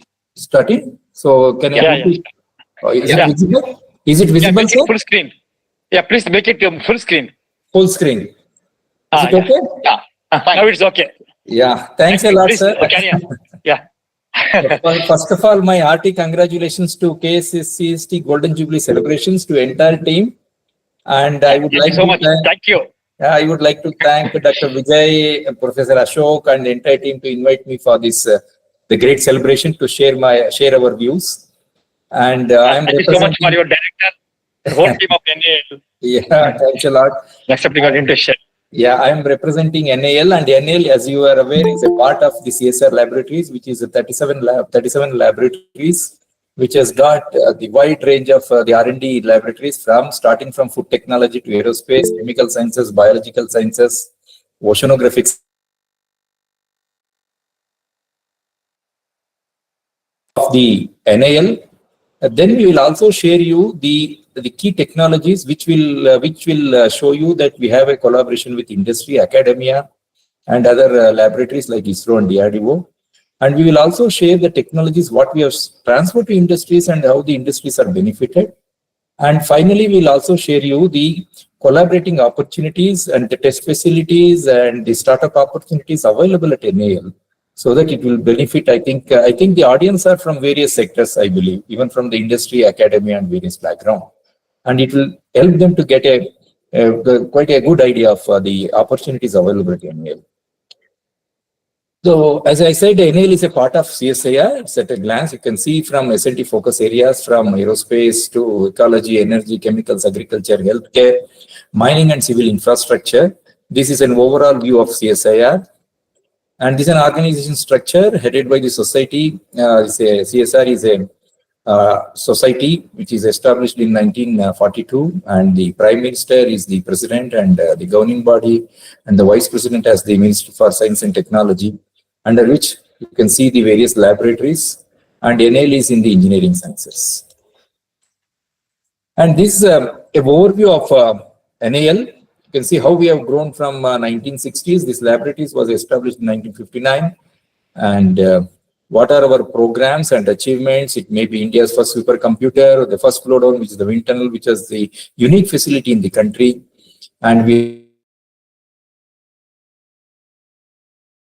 are the flight mechanic controllers, and we have built the Saras program is ongoing, and we have a 2-seater aircraft called Hansa, and the 19-seater aircraft which is currently ongoing, and we are also progressing on the 2.5-meter closed loop wind tunnel along with collaboration with the ISRO and DRDO, and also the NAL was a part of the RTA program, which is now being taken up by the Ministry of Civil Aviation through the formation of SPV, wherein the CSIR along with the DRDO and as well as HAL contributed to the preliminary design phase of the program.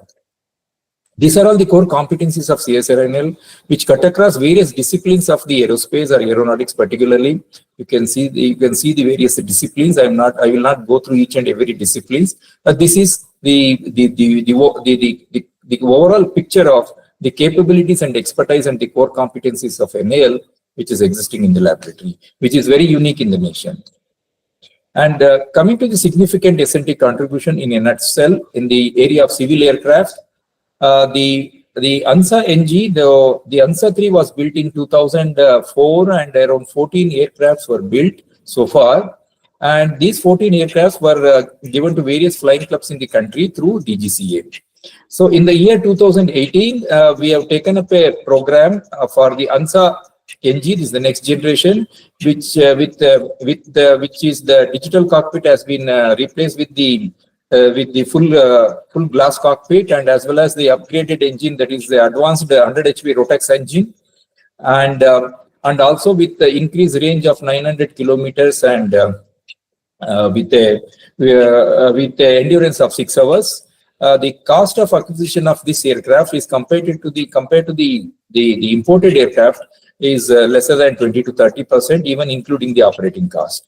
So if you see the business potential of this aircraft as per the MOCAS and as well as our internal market report, around in the next 5 to 6 years, the India will be needing 100 to 150 aircraft of this for the pilot training, commercial pilot training.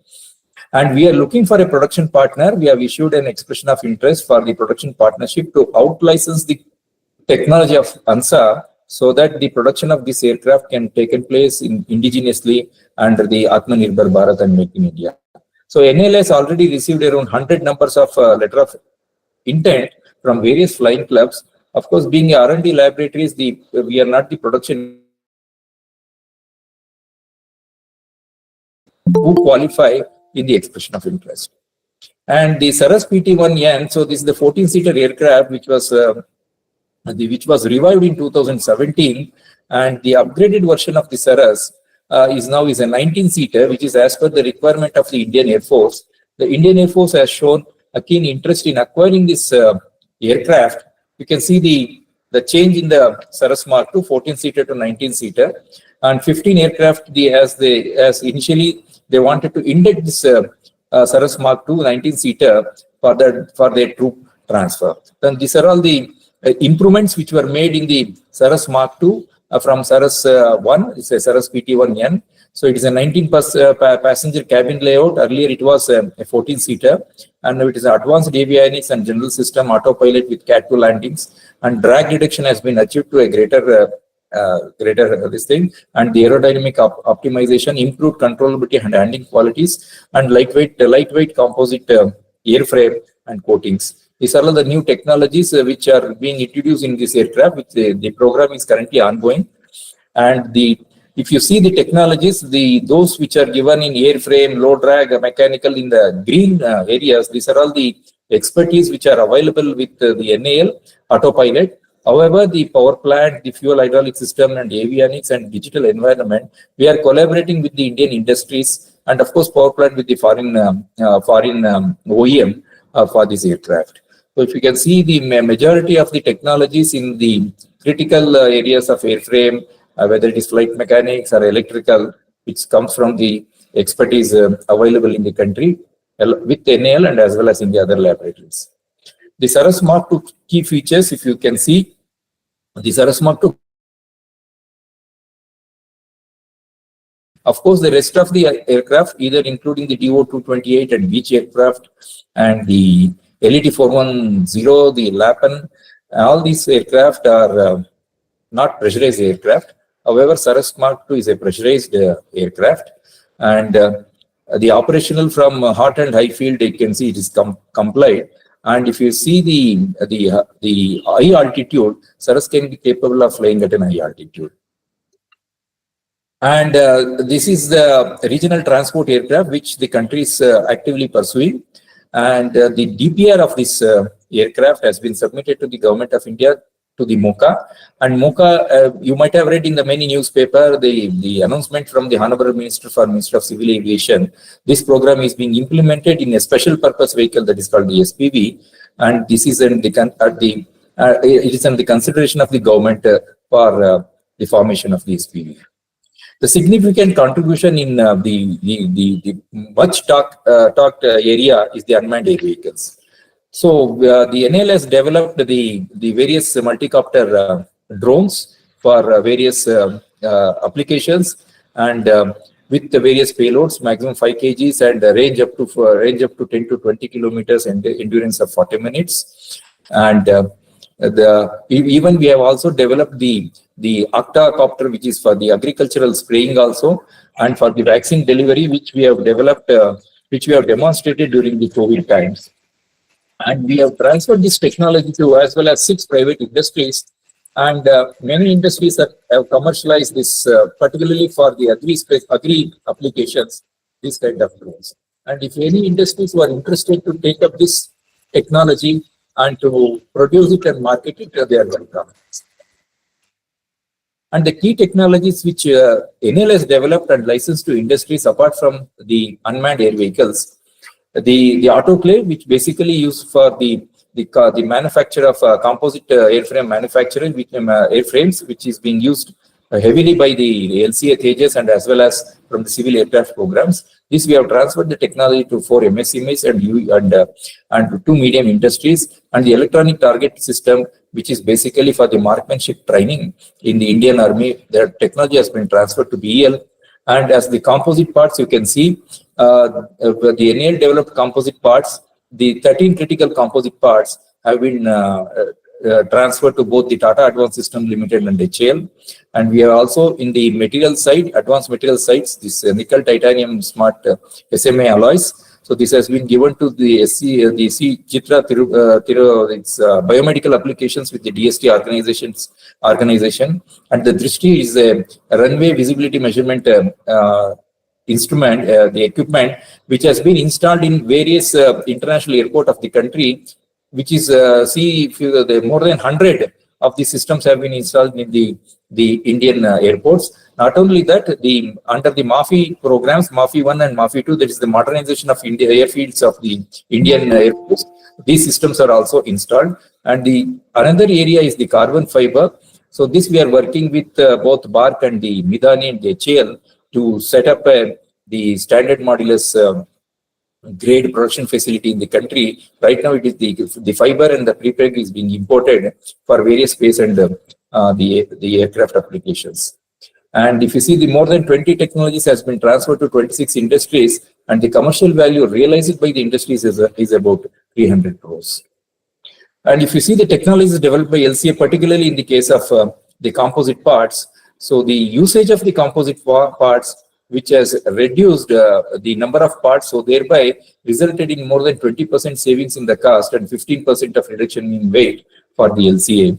The technology has been transferred to the Tata Advanced Systems Limited and as well as HAL. So the technology, when this technology was developed, the government of India has funded around 100 crores. And with these 100 crores of investment, the development of composite technologies has led to the saving of more than 3,000 crores for the LCA program. The other area where the flight control law, which has been developed by the National Control Law team, various from the ISRO, even from the IASC and as well as from the DRDO laboratories, and it is led by the NAL team at NAL.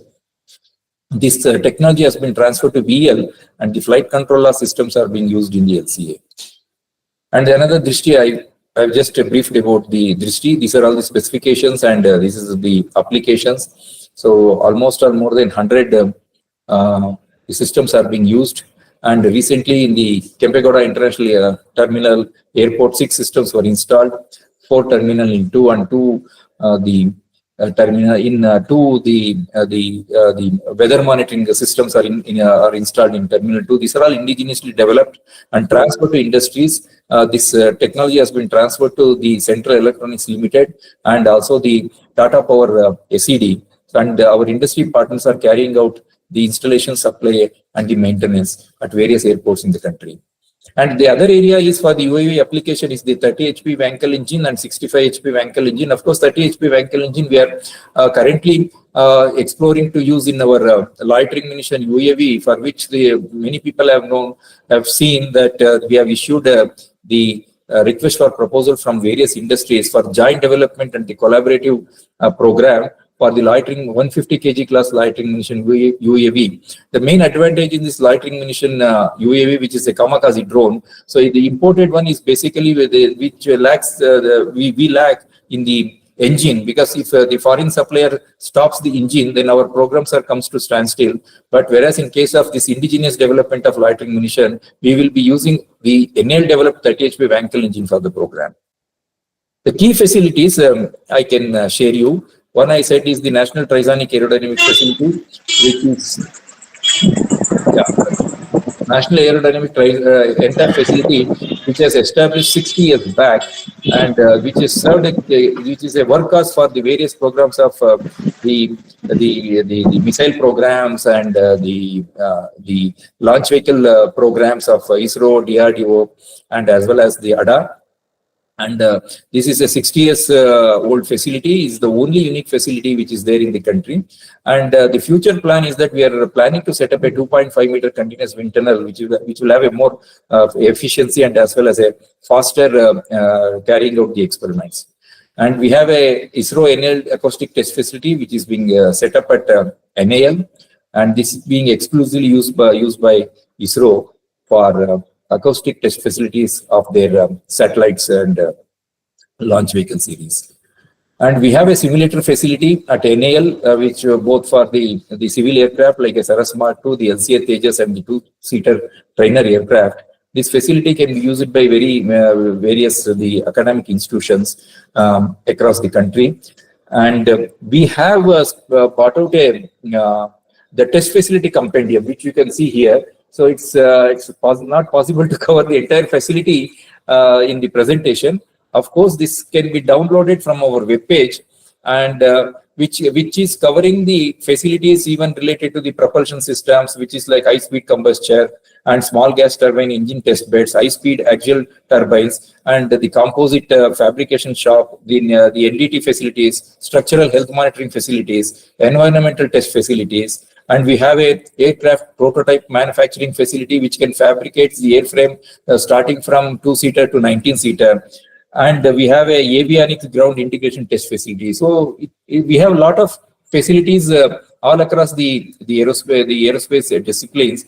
And one can download these test facilities, and depending on the requirement, they can approach NAL for using the test facility. But I will come to it later that what are the process and procedure involved in making use of this facility. And this one I said earlier that this is the 2.5 meter wind tunnel, which is a giant collaboration with CSR, DRDO, and ISRO. Once it is set up, it will be the first unique facilities, not only in India, and very few countries will be having this kind of facilities for the future aerospace and even aircraft programs. So currently along with the DRDO and ISRO, we are in the process of preparing the DPR, and it is expected to be completed by July 2025. And thereafter, it will be placed before the government for approval and funding. And the new initiatives. So this everybody is talking about today is the high altitude platform with the major applications in telecommunications, surveillance, and remote sensing. So which can have which can fly at a 20-kilometer altitude, and this will we will hope to revolutionize the telecommunication communication in the coming days. So as on today, the NL has built the one-third scale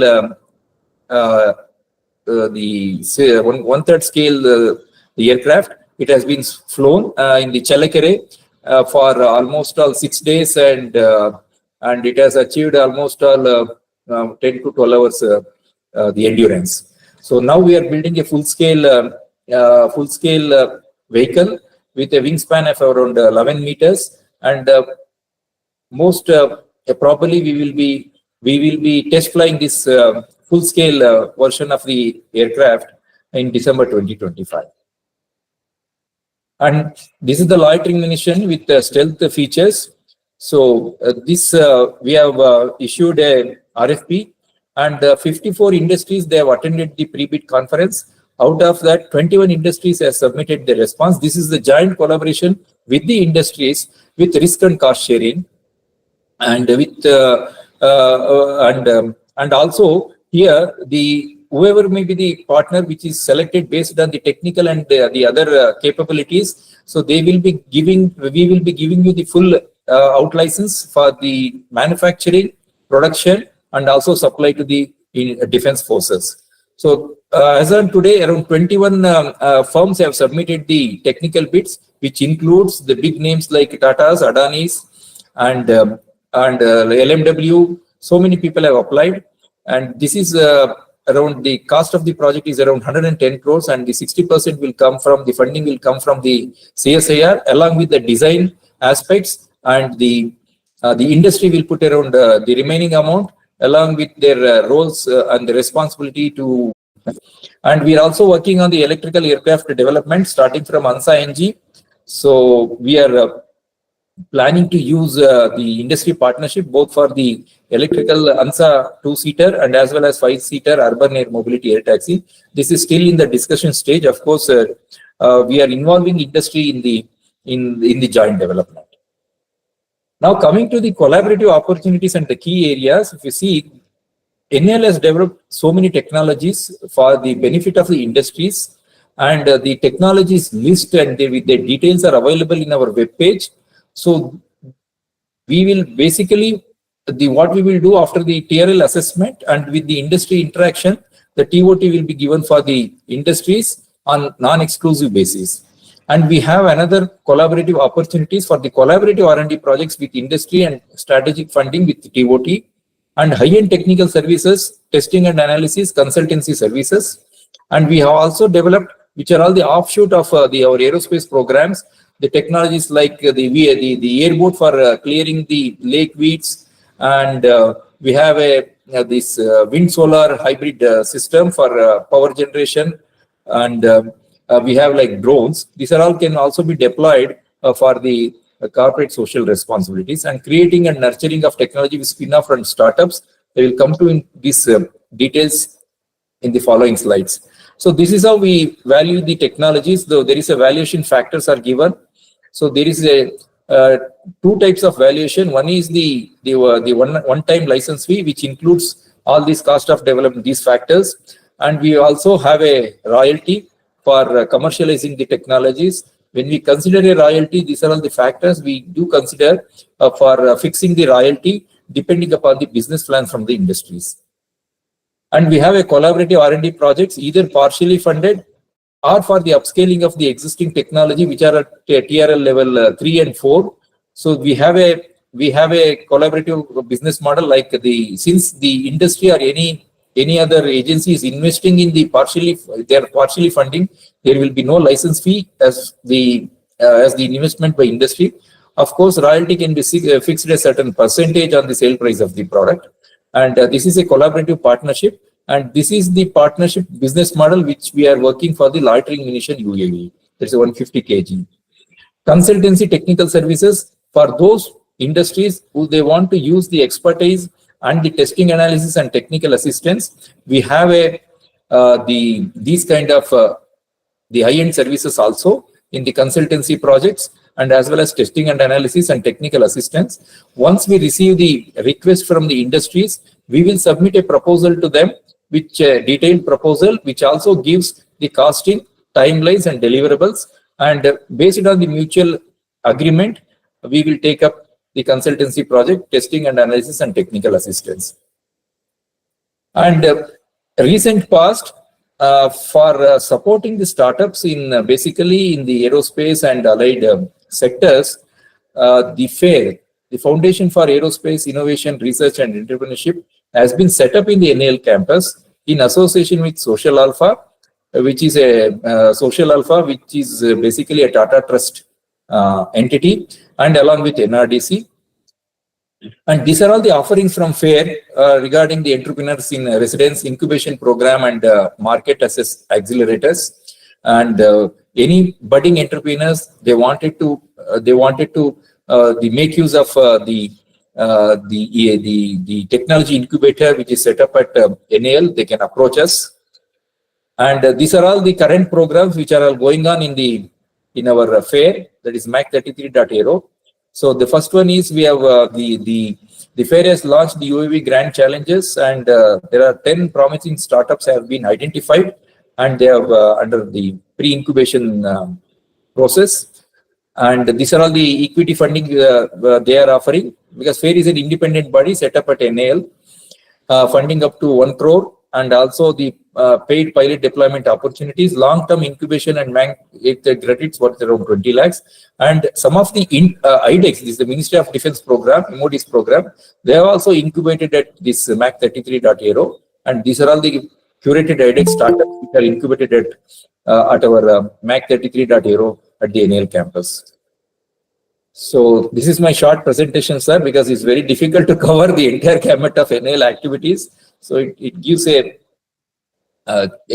some kind of the overall picture of NAL, what we are and what we are offering, and what are our capabilities and technologies which help our Indian, which is help on shaping the indigenous programs of our country.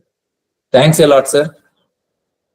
Thank you, Dr. Venkatesh. You have covered very nice coverage on various options, facilities, opportunities, and as well as services available for overall development of space industry and especially aeronautical industry in our country. Thank you very much for your very valuable talk.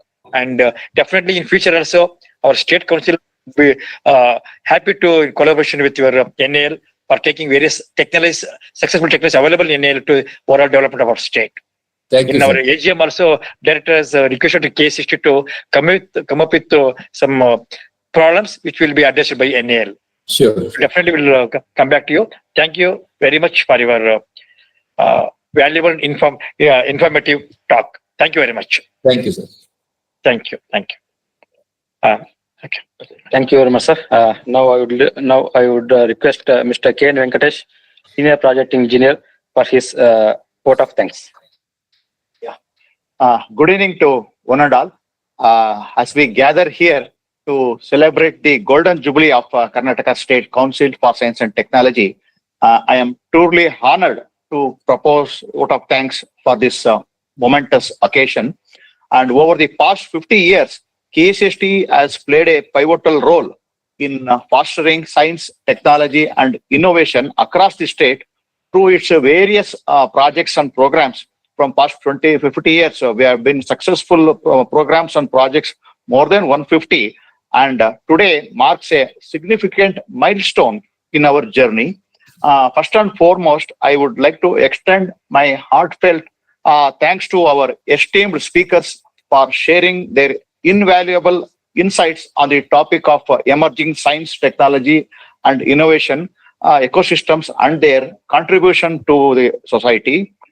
Professor Kaushal Verma, Dean, Physical and Mathematical Sciences Division, Indian Institute of Science. Thank you, sir, for the enlightening perspective and facilities at Indian Institute of Science. I'd like to extend my thanks to Professor Ashok M. Raichur, Secretary of Karnataka State Council for Science and Technology, and Professor, Department of Materials Engineering, Indian Institute of Science. Sir, your support and encouragement in various projects and programs, initiatives at KSCST has been invaluable. Thank you very much, sir. I extend my thanks to Dr. U.T. Vijay, Executive Secretary of KSCST. Sir, your meticulous efforts in coordinating this panel and the celebration of Golden Jubilee through various webinar series and other allied activities for the celebration of Golden Jubilee celebration this year has been greatly appreciated. Thank you very much, sir. And I would like to thank Dr. Anita Agarwal, Head of Scientific Divisions, Department of Science and Technology, Government of India. Madam, we are grateful to your contributions and insights into the vital work being done at the Department of Science and Technology. Thank you very much, Madam. I would like to thank Dr. Shankar Subramanian, Group Head and of Space Astronomy Group, Dr. U.R. Rao, Satellite Center at ISRO. Sir, your expertise has enriched our understanding of space science. Thank you very much, sir. Thank you. I would like to extend our thanks to Dr. R. Venkatesh, Chief Scientist and Head, Project and Business Management Directorate, CSIR, National Aerospace Laboratories. Thank you very much, sir, for sharing your valuable experiences and insights from CSIR NAL. Thank you very much, sir. Thank you, sir. So I would like to acknowledge and passion for science and technology have inspired all of us. And I would like to express my gratitude to the organizing committee at KSCST, including the project engineers, various project associates, administrative officials, accounts department officials for their work and dedication in planning this event. And I want to thank all of them, each one of them. And I would like to thank our target audience, faculty and various students from various universities and engineering institutions. Thank you one and all for your participation. Your engagement is vital for the success of our initiatives and the overall development of our state. And we embark this year-long series of Golden Jubilee webinars and the diverse S&T activities. Let us all commit to the furthering the cause of science and technology in our society. Together, we can harness the power of innovation to address the challenges of our times and contribute positively to our community. And in closing, let us celebrate the milestone of the past at KSCST, looking forward to the future filled with potential and promise. Thank you once again, everyone involved in making this event a success. Thank you very much, sir. One and all. Thank you. Thank you very much, Mr. Venkatesh, for your good vote of thanks. And thank you, one and all, who have joined online. So let us meet in the last week of February for next different topic of STI ecosystem for overall development of state in particular and overall development of country in general. Thank you, one and all. Thank you very much. Thank you.